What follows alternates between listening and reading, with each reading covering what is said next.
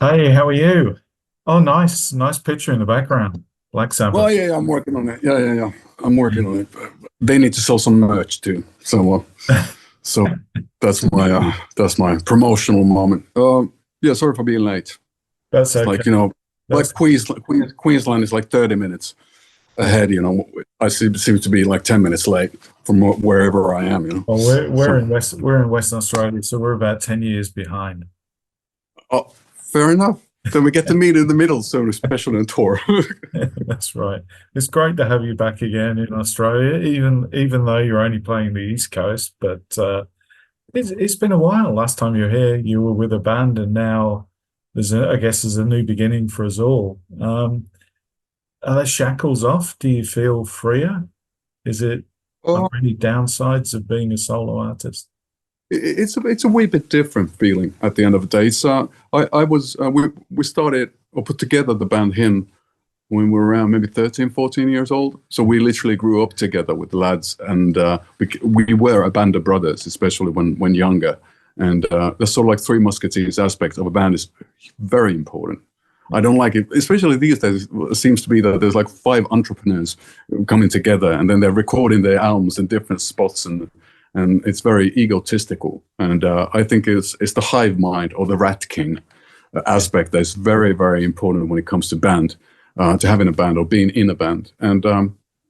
And by being solo, really didn't have a choice because it was I started working on the ideas during the pandemic or right before the pandemic. So there was no way of really putting a band together. And then I started recording stuff by myself, and it sounded decent enough that I thought that I should continue on that path. And what I did enjoy about that whole process was the fact that I didn't have to ask permission regarding when to rehearse or when to try ideas out, or I didn't have anybody sort of like patting me on the back and saying, "Can we go and get lunch?" So that's the beautiful thing about working solo. So I was able to follow the sound or the inspiration or the muse whenever that moment struck, and I still enjoyed that very much. It must feel sort of similar to be a painter or an author, because it's a world you create all by yourself. But for obvious reasons, you need a gallerist and you need an editor. Yeah. So it's same with music, and I had the opportunity of working again with Tim Palmer, who mixed and produced quite a few him albums, and he worked as a sort of remote co-producer, and then he mixed the album. So when I was completely lost in the woods, he sort of helped me out a bit to see the larger picture. That's great. It's great to have someone on board like that. And I guess at times, as you said, lost in the woods, you don't know what the next step is. So it's great to have someone in that corner. And say, yeah, and saying that is as an artist or as a sort of like sonic inventor, you need to be lost in the woods. It's such an important part to be lost in. So like it's like the labyrinth of Minotaur. The important thing is to leave enough pigs behind you so able to follow your way back. But easier said than done. And and at the end of the day, my idols such as Prince or Andrew Eldridge, who were the sort of like benevolent dictators of sorts, I think that even they did have assistants, and they had sounding boards. They had people they could brainstorm with in the studio and stuff. So no man is an island, even Prince. So Yes, yes. God rest his soul. And indeed. Andrew's producing some great music, but just not recording any of it for us. Yeah, well, thank God we have people like that, right? Yeah. People who do against, go against the grain and against the norm. And I think, yeah, they played since the 90s. They played a lot of good tracks that never got released. Of course, I'd love to hear them proper, but I also love the fact that it's his call, and they've played really good gigs. It's been a while now, a few years since I saw him, but I enjoy it, especially when he's not wearing white. Yes. Yeah. He was wearing all white last time we saw him. He was I know, I know. hard to see in the smoke, but there we go.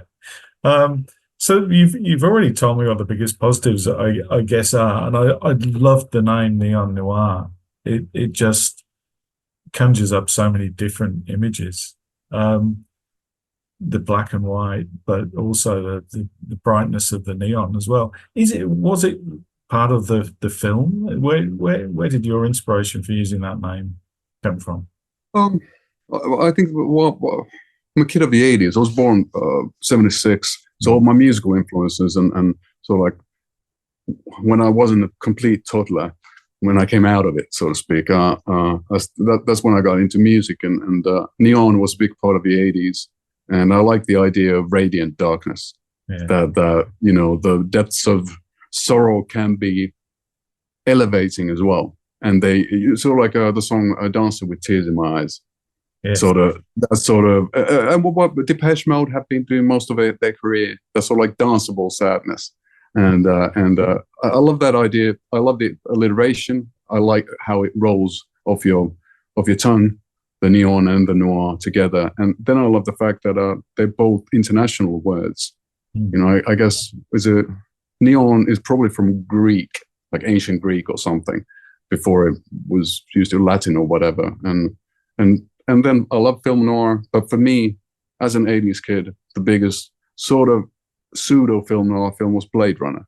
Yes. So, My and favorite. yeah, Vangelis, all that, all that has a huge influence. So it's about movies, it's about colors, it's about decades, it's about the music I listened to when I was younger. And perhaps this time around, as I didn't have a bunch of metalheads in the band with me, I was able to bring forth the sort of early 80s new wavy influence a bit more, as well as the sort of like dreamy vintage synth thing. Because at the end of the day, Neo Noir musically is not that far from him. I think there's sort of like it's bridging a gap between something. I don't know what the future holds, but it's I think it's development. Whether it's a good or a bad one, that's in the ear of the beholder, I guess. Yeah, it's different shade, let's say. Yeah. It's, Yeah. so how does, I mean, one thing that intrigues me, I've loved your music for a long time, and I've only actually got to see you live a couple of times. So and I'm going to try and get over to the East Coast to see you this time. But as a creative person, I know I've read things about how you come up with some of your ideas, but are you able to conjure things up, or does it have to come from something you see or something you read or something that happens? Can you I stare at don't a think blank, can you stare at a blank page and make something appear?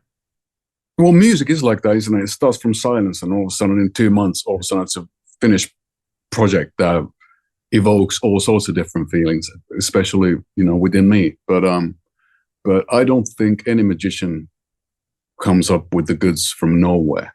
Even Copperfield had people before him and his mentors, and that's one of the reasons I have the Black Sabbath picture there. So it's all the stuff I've soaked in since I've been a kid, and that goes into the subliminal some one way or another, and then it gets jumbled up and it comes out in these weird forms and shapes, and that's how I think music comes out.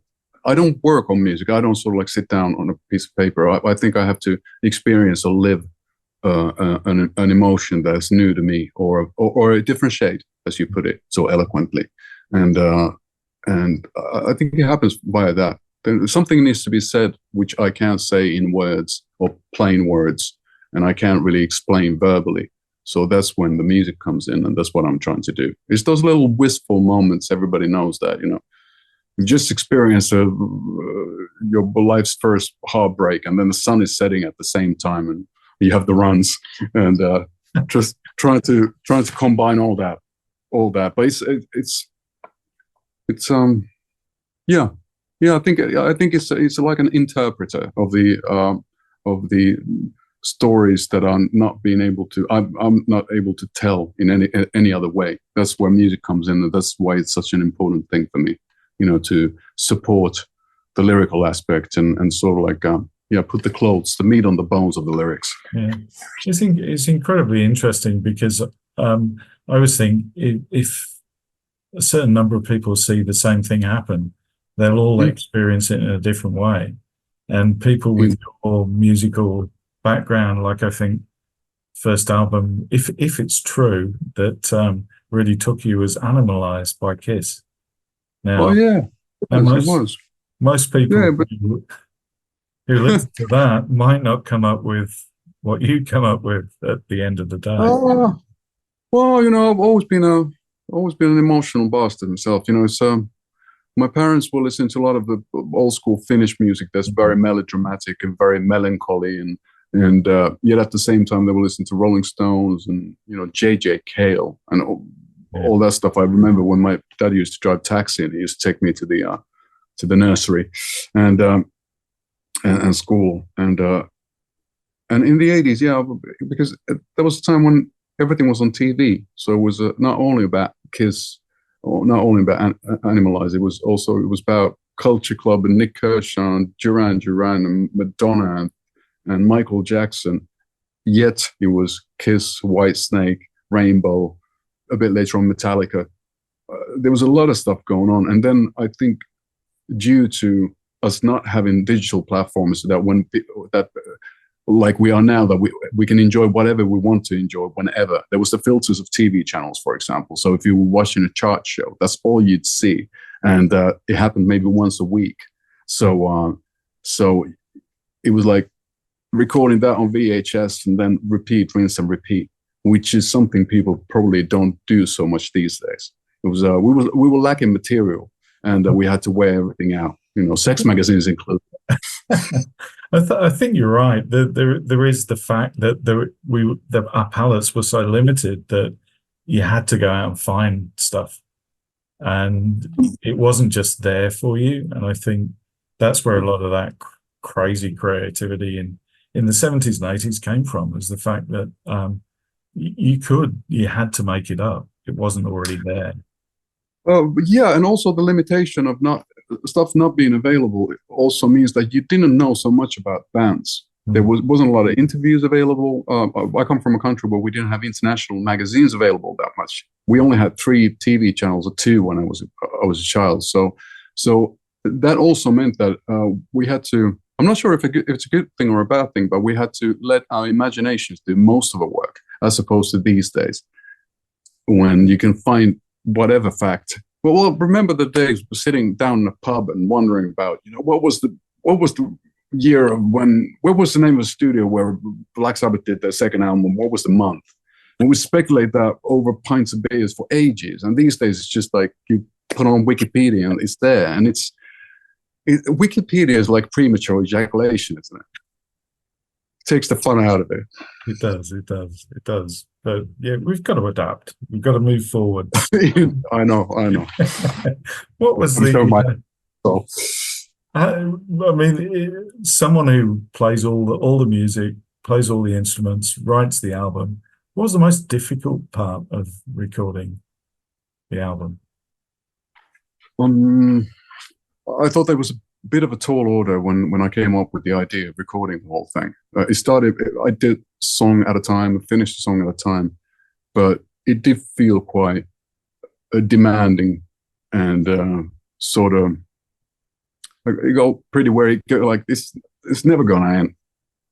When are we getting there? When are we getting there? It's like kids in a car when you're driving over to Disneyland, that sort of a thing.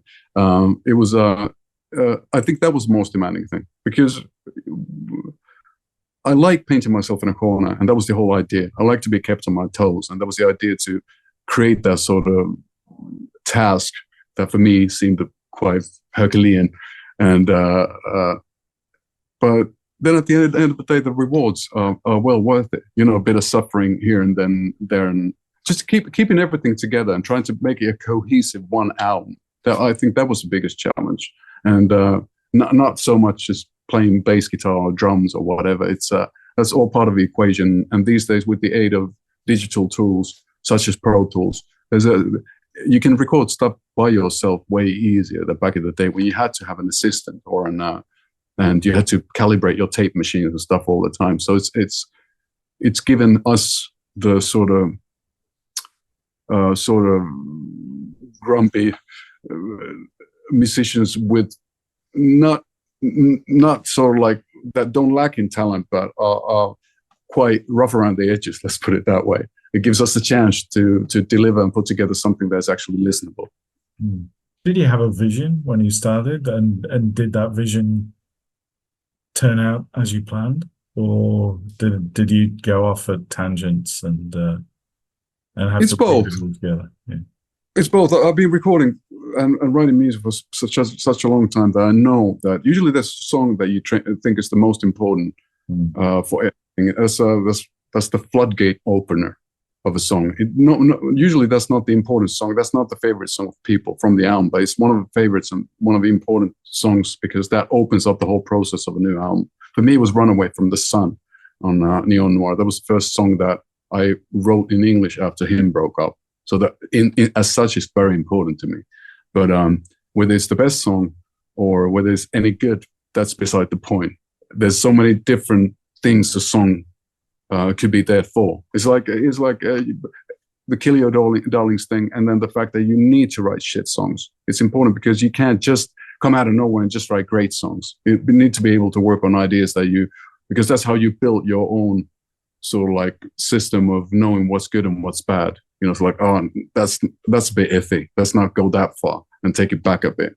So it's little things like that. I think the overall vision or the idea was to have it more undiluted, more heartfelt, and sort of uncompromising. That's what I wanted it to be like, and in that I did succeed. Was there anything left over? Do you have anything for the next? I have ideas. I have ideas, but for new music and stuff. But it just felt when I had about 10 songs together, it felt that that can't do any more slow songs, or that the album's going to be too sort of psychedelic or whatever, turn into a different kind of thing. I still like the cohesive album idea, and that while it's cohesive sound and production wise, it's still a roller coaster journey, and it's important that the balance of the album is right, that there's lighter moments to heavier moments, because without that dynamic, the heavy stuff feels way heavier. If you have an easygoing song before the heaviest hitting number, you're a winner in that sense, as opposed to writing all the songs in the same key and have the same dynamic, being full blast all the time. It's that's a different genre and that's a different ideology, musically speaking. But yeah. I like my churches heated but not burnt. I like I like the idea of a journey. I like you. I don't like 10 singles. I don't want to hear the same thing 10 times over.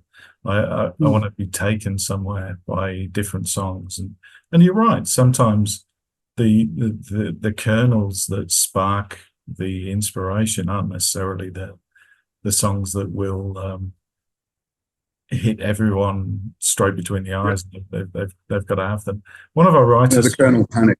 Yeah, one of our writers saw you at the House of Blues last year in I think it was Las Vegas, and said that the show was wonderful in the way that you managed to meld the older material with the new, and the response was fantastic.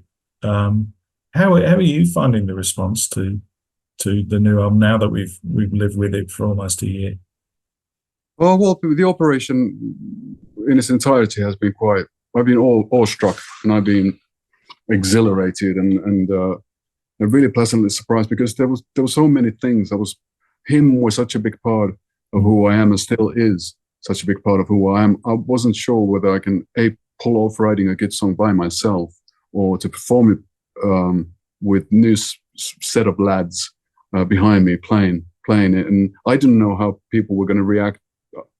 For obvious reasons, I was hoping that it wouldn't be a tribute act in a way, and they wouldn't be just about the hymn songs. And I've been really pleasantly surprised that there seems to be this new generation that never had the chance to see him, and some of the newer generation, they seem to be more gravitating towards Neon Noir more than the hymn tracks, which is great. So there's all sorts of people in the audience. There's people from between 18 and let's say 68. It's great that there's all sorts, and that makes each and every night a bit different. Not to say that there would be grannies on Tuesdays and teenagers on Wednesdays, but it keeps on changing. Also, the cool thing about him was the fact that different albums had different levels of success in different parts of the world. So an album called Dark Light was quite a success in the States. Then an album called Love Metal was quite a success in the UK, and an album called Razorblade Romance was a huge success in the Central Europe area. Then Greatest Love Songs Volume 666 was quite massive here in our home country. So different songs have different meanings to different audiences and people, and that makes it always a positive struggle. It's been really, really nice, because I couldn't really wish for more. And then the fact that we've been able to travel quite a bit. We played 120 shows last year, which is a lot for me. I've never been a part of a tour like an Iron Maiden sort of thing, that way you do 300 shows in 5 years. So there's 30 more or so to go before we finish off a Royal Albert Tour in London in I think the 10th of May. And yeah, it's been yeah, I couldn't really hope for anything more. You know, it's been amazing, especially after the pandemic, and there's so many things that influence the overall exhilaration, so to speak. Yeah, the pandemic was interesting in that it sort of, like, to a certain extent, was like a cruel blow to musicians, but to some it was also a huge inspiration to be able to get to the things that they'd always wanted to do but never had the time. So one thing it did give us, I guess, was time. Yeah, well, then they're just lying. It was quite dark and bleak at times. I think who it hit the worst was technicians, like lighting designers and the people, because a lot of bands had to cancel their touring for a couple of years, and all of a sudden people lost their livelihood. It's easier for songwriters because even though touring is essential, we can still utilize the time doing something different. But if you work as a mixing engineer, like front of a house guy, or do lights, you can't really blink them lights by yourself in an empty club, you know, that with wearing a mask. You know, it's not very profitable. It's not. We've just got a couple of quick questions, if we could close with those, and just get you to introduce a song for us. We've got a radio show that goes out on Thursday, so this will be next Thursday. Yeah. And the first time we speak to people, we always ask them the same two questions. So you're number 1002 in our list of questions. The first one is, if you could have been a fly on the wall for the creation of any great album, just to see how the magic happened, how those songs came together, what would you love to have sort of been there on the wall watching in the studio? Good one. I'd say Sabbath Body Sabbath, to be flying on the wall in that castle, not only because of the music, but it would have been lovely to finally make some sense into this ghost busting sort of thing, you know, figure out whether they really do exist and whether that's what a Bill Ward saw, or if it was just completely out of it. Well, who knows? We'll never know the answer to that one. Bill probably doesn't know the answer to that one. Indeed. The great mysteries of life. And the final question, we'll leave you with the easy one. What is the meaning of life?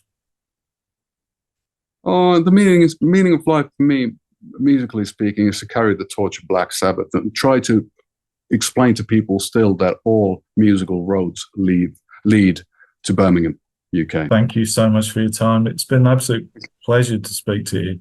I think you speak better English than most of my friends.